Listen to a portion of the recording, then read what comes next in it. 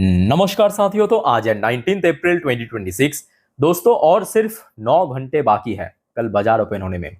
और अभी geopolitical situation बहुत ज़्यादा अजीब हो चुका है सीरियसली। मतलब आज शाम के बाद से अभी तक बहुत सारे अलग अलग प्रकार की अपडेट आया है। एक एक करके सारे इस वीडियो में चर्चा करेंगे। बट सबसे पहले दोस्तों, आप लोग प्लीज़ मेक श्योर कीजिए चैनल को अभी तक आपने सब्सक्राइब कर लिया। अगर आपने अभी तक नहीं किया तो प्लीज़ फटाफट करके रख दीजिए इस प्रकार की जानकारी हमेशा पाने के लिए। और आज 5 वीडियो ऑलरेडी मैं दे चुका हूँ आप लोगों के लिए, जो कि कल मार्केट के लिए बहुत वाइटल है। एक बार चेकआउट करके जरूर आना, ठीक है। अच्छा दोस्तों, हम शुरुआत करते थोड़ा पीछे से मतलब देखिए, सबसे पहली बात, लास्ट डे जो इंसिडेंट हुआ था ऑलरेडी उस बारे में आपको मैं जानकारी दे चुका हूँ। मतलब ईरान ने ना केवल भारत की शिप्स के ऊपर, ऑयल टैंकर के ऊपर फायरिंग किया, बल्कि उसके साथ साथ फ्रांस हो गया, यूके हो गया, मतलब स्ट्रेट ऑफ हॉर्मुज की जो ब्लॉकेज लाइन है उसके आसपास जितने भी शिप था, कोई भी देश की हो, उसके ऊपर फायरिंग किया था। तो उस चीज को एक्चुअली आज डोनाल्ड ट्रंप रिएक्ट किया है, और ये आज शाम के 6:10 की खबर है। सो डोनाल्ड ट्रंप अब क्या कहा, चलिए देखते हैं। यहाँ पे देखिए, आर्टिकल थोड़ा सा बोरिंग लग सकता है, बट यहाँ से ही आपको एक्चुअली इन्फॉर्मेशन मिलेगा, ठीक है। तो मेरे साथ साथ बने रहिए। तो डोनाल्ड ट्रंप ने इस चीज को पॉइंट आउट करते हुए कहा, Iran decided to fire bullet yesterday, मतलब लास्ट डे जो किया था, in the state of Hormuz, a total violation of our ceasefire agreement. अब देखिए, आप डोनाल्ड ट्रंप को चाहे कुछ भी कहे, अलग अलग सेगमेंट पे आप चाहे तो इसके साथ डिसएग्री कर सकते हैं ट्रंप के साथ। यहाँ पे मैं कहूंगा कि डोनाल्ड ट्रंप 100% सही है। सीज फायर मतलब क्या, दोनों पक्ष में कोई भी पक्ष दोस्तों एक भी बुलेट फायरिंग नहीं करेगा। यूएस ने नहीं किया था, ईरान ने यहाँ पे सीज फायर वायलेशन किया था लास्ट डे, क्योंकि सीज फायर खत्म होने जा रहा है 22 अप्रैल के दिन। उसके पहले ईरान ने बुलेट फायर कर दिया। और सिर्फ यहाँ पे भारत ही नहीं, डोनाल्ड ट्रंप ने अपने स्टेटमेंट में यह भी मेंशन किया कि देखिए, many of them were aimed at the French ship, वहां पे जो फ्रांस की शिप भी था, a fighter from the United kingdom, UK का भी था, भारत का तो था ही, जिस बार में कल पूरा चर्चा कर चुका अच्छे से। तो उसके बाद क्या कहा देखिए, that was not nice was it. और मैं कहूँगा यहाँ पे ट्रम्प सही है। आप लोग दोस्तों इस बारे में क्या सोचते हो कमेंट करके बताना जरा, बट यहाँ पे ट्रम्प सही है। अब उसके बाद क्या, डोनाल्ड ट्रम्प अपने पुराने अंदाज में सीधा सीधा थ्रेट कर दिया। अब क्या थ्रेट किया, ध्यान से मेरे बात को सुनना, और जितना जल्दी मैं कहूँगा ईरान इस चीज़ को थोड़ा सीरियसली लेंगे, उतना ही ईरान अपना खुद की कम नुकसान करेगा। क्योंकि अल्टीमेटली देखिए, डोनाल्ड ट्रम्प थोड़ा सा संकी टाइप के आदमी है, ये सबको पता है, पागल टाइप की आदमी है, ठीक है, कभी भी कुछ भी कर सकता है। तो अब ट्रम्प ने क्या कहा, we are offering a very fair and reasonable deal. हम लोग ईरान को बहुत ही अच्छा एंड रिजनेबल डील ऑफर किया, and I hope they take it, because if they don't, the United state is going to knock out every single power plant and every single bridge in Iran.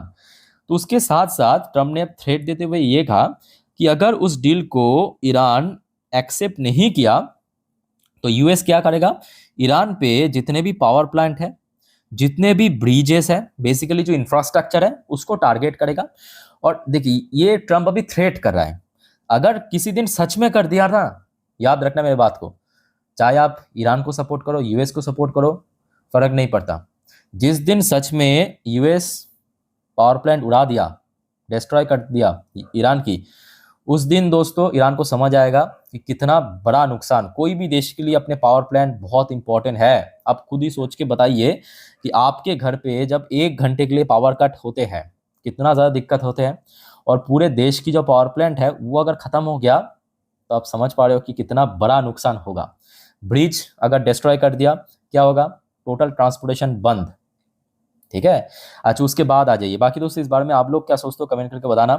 अब उसके बाद आज रात की 8:41 की खबर देखिए, US Iran peace talk 2.0, Trump says US delegation heading to Pakistan for talk amid rising Hormuz tension.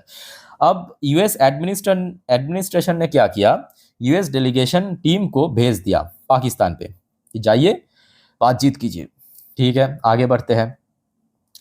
फिर यहाँ पे यूएस एनर्जी सेक्रेटरी की तरफ से कहा गया कि expect nice end to Iran conflict under Trump amid ongoing talk. तो यूएस की तरफ से तो मैं कहूँगा ये वॉर को एंड, मतलब जितना जल्दी खत्म हो सके, मुझे लग रहा है कि उतना ही बढ़िया ये यूएस चाहते हैं, क्योंकि यूएस के ऊपर आज की डेट में काफ़ी जियोपॉलिटिकल प्रेशर है, डोमेस्टिक प्रेशर है, खास करके ट्रम्प के ऊपर।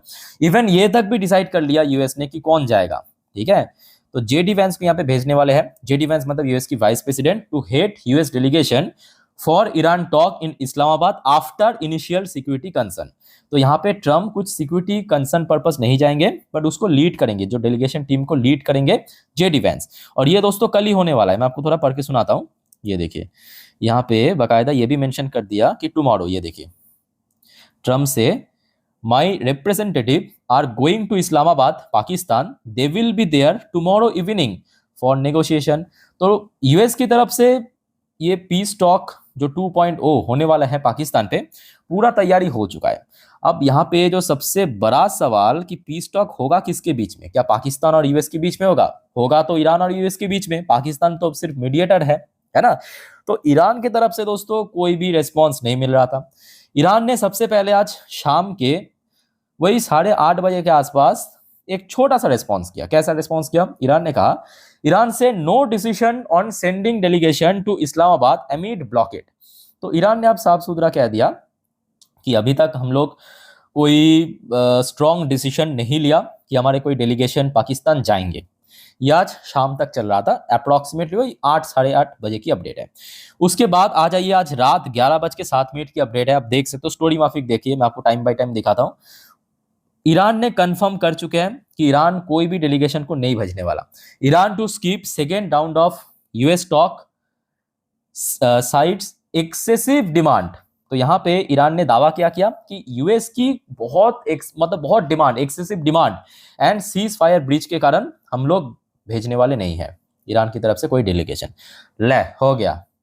उधर आपके दूल्हा समेत बारात तैयार है, जहां पे शादी होगा उसका मंडप तैयार है, पंडित जी तैयार हैं। दुल्हन कह रहा है कि नहीं, मैं तो शादी नहीं करूंगा। अजीब माहौल बना हुआ है, सीरियसली कह रहा हूं। बाकी दोस्तों इस बारे में आप लोग का क्या ओपिनियन है, मैं जानना चाहता हूं, सच में बताइए। बट देखिए ये मेरा पर्सनल ओपिनियन है, बट कुछ जगह पे मुझे लग रहा है कि ईरान अभी थोड़ा सा एक्सट्रीम लेवल पे जा रहा है, और ईरान को अभी समझ नहीं आ रहा है कि ईरान कितना बड़ा गलती कर रहा है। आप कहेंगे नहीं ईरान सही कर रहा है, सही कैसे कर रहा है? आप खुद ही सोच के बताइए। ईरान की गिन चुन के दुनिया पे 4-5 देश है, जो ईरान की सपोर्ट करते, ईरान को सपोर्ट करते हैं। उनमें से एक तो हो गया आपका, मैं आपको लिख लिख के बताता हूँ, एक हो गया आपका पाकिस्तान, दूसरा हो गया आपका इराक, तीसरा हो गया रशिया, चौथा हो गया चाइना, और एक हो गया भारत। नोट करना, ठीक है। सबसे पहले आ जाइए पाकिस्तान, इसमें तो मीडिएशन हो रहा है तो इसको हम हटाते हैं। उसके बाद आ जाइए इराक, इसका कंडीशन उतना बढ़िया नहीं है कि ईरान को सपोर्ट करेगा, खुद ही इतना सैंक्शन झेल रहा है। बाकी रहेगा यहाँ पे रशिया। रशिया उधर एक और वॉर में इन्वॉल्व है, तो इसको भी हम साइड में रखते हैं। बाकी रह गए यहाँ पे चाइना और इंडिया। लास्ट डे की खबर है, चाइना की शिप को जाने नहीं दिया, भले ही फायरिंग नहीं किया, चाइना बेचारा सपोर्ट कर रहा था ईरान को, ये फैक्ट है। चाहे फाइनेंशियली बात करें, अगर हम वेपन भेज के बात करें, कोई भी टेक्नोलॉजिकल बात करें, चाइना फुल सपोर्ट कर रहा था ईरान को, ठीक है। चाइना की शिप को भी रोक दिया। इंडिया जो लोग कह रहे हैं ना कि भारत कौन सी दोस्ती निभाया, भाई भारत ये जो पिछले 1.5 महीने की ये वॉर चल रहा है ना, आप थोड़ा डेटा उठा के देखिए, भारत मेडिकल एड भेज रहा था ईरान को, back to back medical aid. वहाँ पे जितना नुकसान हो रहा है, वहाँ के ट्रूप्स को, लोगों को मेडिकल एड भेज रहा था, ऊपर से भारत के ऊपर फायरिंग कर दिया। तो आप समझ पा रहे हो ना मैं किस पॉइंट ऑफ व्यू से कह रहा हूँ कि ईरान आज की डेट में थोड़ा सा मुझे लगता है कि एक्सट्रीम लेवल पे पहुंच चुका है। और आशा रखता हूँ कि जितना जल्दी ईरान इस चीज़ को समझ पाएंगे उतना ही बढ़िया है। अगर समझने में बहुत ज़्यादा लेट हो गया, डिले हो गया, तो मेरे हिसाब से ईरान खुद की पैर पे ही खुद कुल्हाड़ी मारेगा। इसके पीछे एक और बड़ी कारण है 22 अप्रैल। 22 अप्रैल क्या होने वाला है? 22 अप्रैल ये जो 2 हफ्ते की सीज फायर चल रहा है अभी ईरान और यूएस के बीच, वो खत्म होने वाले हैं।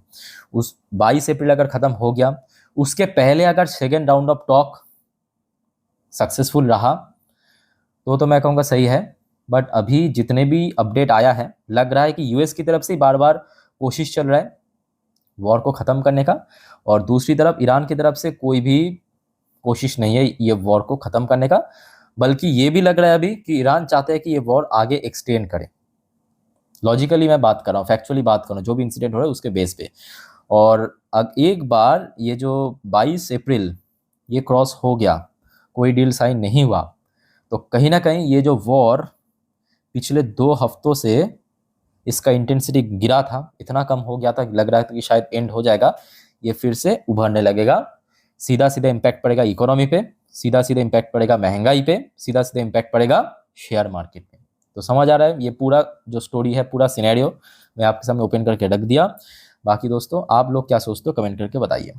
अच्छा, जो आपको मैं कह रहा था अभी कि ईरान ने थोड़ा एक्सट्रीम इसलिए भी कर रहा है क्योंकि चाइनीज शिप को भी जाने नहीं दे रहा है। तो अब समझ, अब देखिए, चाइना चाइना यूएस ये किसी का सगा नहीं है। सिंपल बात, ठीक है। चाइना यूएस ये किसी का सगा नहीं है, जब जरूरत पड़े तब आ जाते हैं। तो चाइनीज शिप को स्ट्रेट ऑफ हॉर्मुज को क्रॉस नहीं करने दिया, तो चाइना इसको उतना आसानी से नहीं लेगा, याद रखना। तो दैट्स वाई मैं आपको बार बार कह रहा हूं कि ये बिल्कुल ही अच्छा नहीं किया ईरान ने। अच्छा, भारत ने दोस्तों एक बढ़िया डिसीजन लिया, जो कि दुनिया की 2 बड़े देश को थोड़ा सा नुकसान, मतलब दिक्कत हो सकता है। भारत और रशिया ने इतना बाखूबी के साथ, मतलब एक इतना सुपीरियर टाइम चुना है ना ये एग्रीमेंट करने के लिए। कैसे एग्रीमेंट किया पता है? India Russia ink pact to station 300 troops, warship, aircraft in each other territory. इसका मतलब ये है, सिंपल भाषा में जान लीजिए, ये देखिए, मान लीजिए कि ये हो गया आपका भारत, ये हो गया आपका रशिया। तो भारत की जो ट्रूप्स है वो रशिया पे रहेगा लगभग 3000 के आसपास। भारत की जो एयरक्राफ्ट है, मतलब जो प्लेन है, वो रशिया में रहेगा। भारत की जो वॉरशिप है नेवी की, वो रशिया की टेरिटरी में रहेगा। ठीक सेम टू सेम रशिया की जो ट्रूप्स है वो भारत में रहेगा, डिप्लॉय होगा। रशिया की जो वॉरशिप है वो भारत में डिप्लॉय होगा। रशिया की जो एयरक्राफ्ट है वो भारत में डिप्लॉय होगा। इसमें सबसे ज्यादा दिक्कत किसको होगा पता है? Number 1 China, number 2 US. आप समझ पा रहे हो भले बात ही क्यों होगा? क्योंकि चाइना की अगर आप मैप देखेंगे ना, चाइना और रशिया एक पर्टिकुलर पोजीशन पे, इस जगह पे लैंड के साथ कनेक्टेड है। और भारत दोस्तों अगर वहां पे डिप्लॉय कर दिया तो क्या होगा? भारत चाइना की ऊपरी भाग में टोटल सर्वेलेंस कर पाएगा, फ्यूचर में सर्वेलेंस कर पाएगा, ठीक है। और यहाँ पे यूएस को क्यों दिक्कत होगा आप बताइए? क्योंकि रशिया आ जाएगा भारत की इस जगह पे, जो साउथ एशियन पार्ट है, रशिया सर्वेलेंस कर पाएंगे। समझ पा रहे हो मेरी बात? तो ये मैं कहूंगा भारत और रशिया ने इतना सुपीरियर टाइमिंग चुना ना, इतना सुपीरियर टाइमिंग आप पूछो ही मत। क्योंकि यूएस अभी टोटल वॉर में बिजी है, तो यूएस चाहे तो यहाँ पे विरोध नहीं कर सकता, ठीक है। अच्छा, उसके बाद साथ, अच्छा यूएस की बात हो ही रहा है तो यहाँ पे एक और अपडेट आप ले लीजिए। भारत और यूएस के बीच जो पेंडिंग ट्रेड डील वो शुरू होने वाला है कल से, नोट करना। देखिए, ये सब वॉर फॉर एक तरफ, और ये भी इंपॉर्टेंट है, 3 दिन की मीटिंग है। भारत की डेलीगेशन ऑलरेडी यूएस पहुंच चुके हैं, वाशिंगटन में ये मीटिंग होगा। 22 तारीख इस मीटिंग का आउटकम निकलेगा, आते ही मैं आपको जानकारी दे दूंगा, ठीक है। तो कुल मिला के बात करें, अभी माहौल कुछ इस प्रकार की अजीब सा है, बट डोंट वरी। जैसे कि आपको मैं लास्ट वीडियो में, ये वाली वीडियो में कहा था, 10:30 वाली वीडियो में, कि सुबह आप लोग एक बार देख लेना मेरे इंस्टाग्राम स्टोरी, लिंक आपको नीचे मिल जाएगा। सुबह मैं आपको सुबह की जो गिफ्ट निफ्टी की फ्यूचर है, डॉ जोन्स की फ्यूचर है, नैस्डैक की फ्यूचर है, उसके ऊपर अपडेट दे दूंगा। तो अगर चेक कर लेना तो आप कंफर्म हो जाएंगे। बट उसके साथ साथ दोस्तों आपको मैं ये भी कहूंगा कि सेम रीजन के कारण, मैं बार बार जो आपको कहता हूं, सेम रीजन के कारण याद रखना, मार्केट बार बार रिएक्ट नहीं करते हैं। अगर मान लीजिए कि सबसे वर्स्ट केस सिनेरियो पे, सबसे खराब स्थिति में क्या हो सकता है कि थोड़ा सा गैप डाउन ओपनिंग या थोड़ा नीचे ओपनिंग, ठीक है। अगर हो भी गया ना, बाद में देखना आराम से रिकवर कर जाएगा, ठीक है। बाकी दोस्तों जो भी अपडेट आएगा मैं आपको दे दूंगा, सिर्फ आप चैनल को सब्सक्राइब करके रखें। और कोई आपका कंफ्यूजन है, डाउट है, कमेंट करके पूछिए कमेंट बॉक्स में। तो इस वीडियो को वाइंड अप करता हूँ। टेक केयर, बाय बाय, जय हिंद।